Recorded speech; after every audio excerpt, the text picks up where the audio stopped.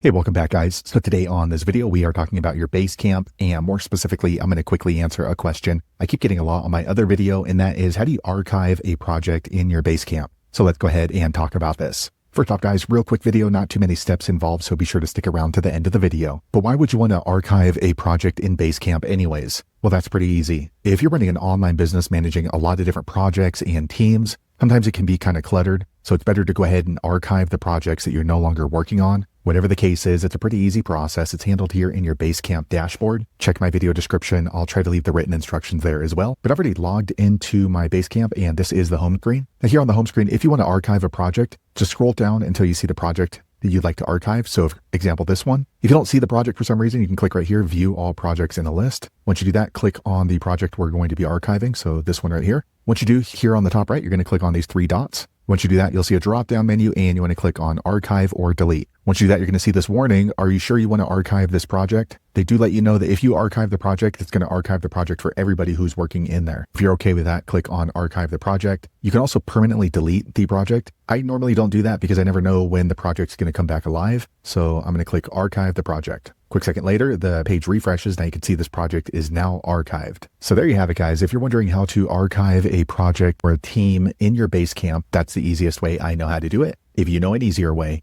be sure to leave a comment below. Let the rest of us know how you did it. Hopefully you found that video useful. If so, click thumbs up or maybe consider subscribing to my channel and hope to see you on the next video. Thanks again for watching.